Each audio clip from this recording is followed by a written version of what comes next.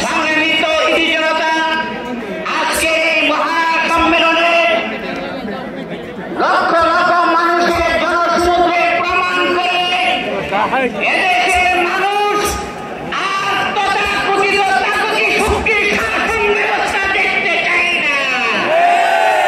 আগামী দিনে ইসলামী রাষ্ট্র দেখতে চায়।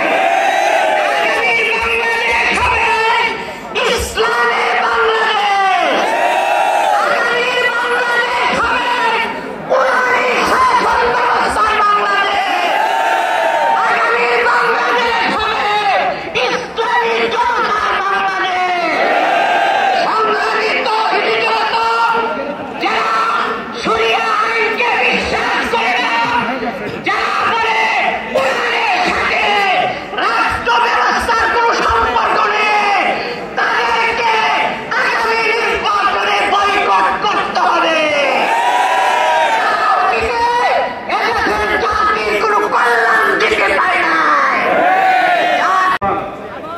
আমি সম্মানিত আমাদের এই প্রবাসী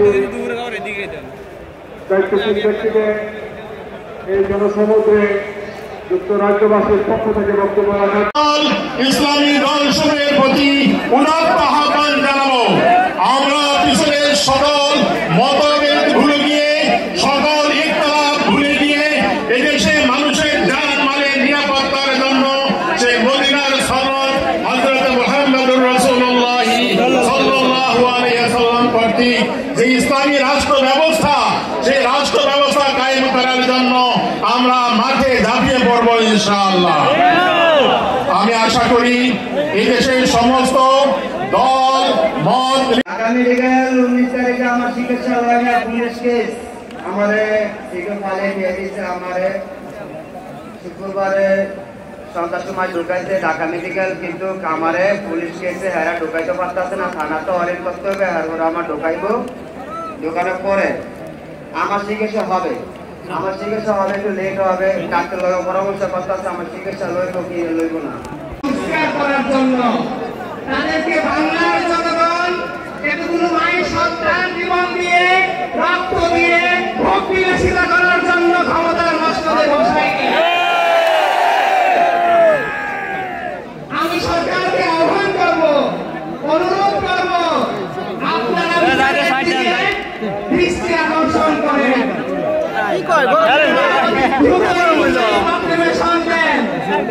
শহীদ এবং আহত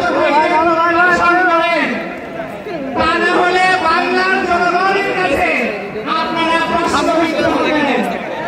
আরেকটা কথা আপনারা দেখতেছেন যে হেড অফ দ্য ডিপার্টমেন্ট ছিল আইজিপি, বিভিন্ন রকমের চক্রান্ত চলতেছে।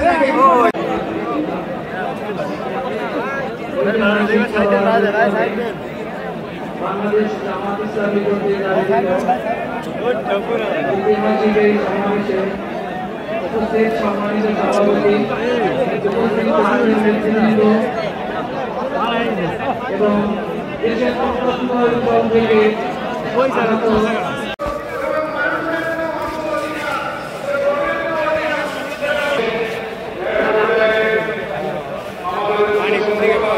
একবার বাইরে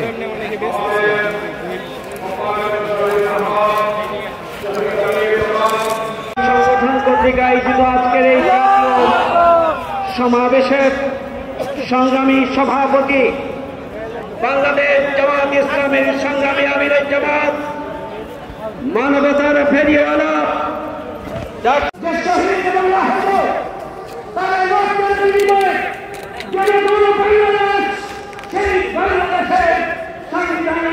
এবং আইনের ভিত্তি রচনার জন্য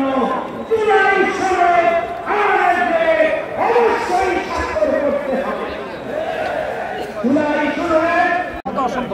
জনাব ডাক্তার শফিকুর রহমান, সম্মানিত জাতীয় নেতৃবৃন্দ, দেশপ্রেমিক তৌহিদি, আসসালামু আলাইকুম ওয়া রাহমাতুল্লাহি ওয়া বারাকাতুহু। আমি জুলাইয়ের এই মাসে সবার শুরুতে বিগত বছর বাংলাদেশকে নতুন করে স্বাধীনতা এনে দেওয়ার জন্য যারা নিজেদের বুকের রক্ত ঢালিয়েছেন, আমি তাদেরকে শ্রদ্ধা করে স্মরণ করতে চাই। বিগত 5ই আগস্ট বিনিময়ে এই নতুন বাংলাদেশ প্রতিষ্ঠিত হয়েছে। এই নতুন বাংলাদেশ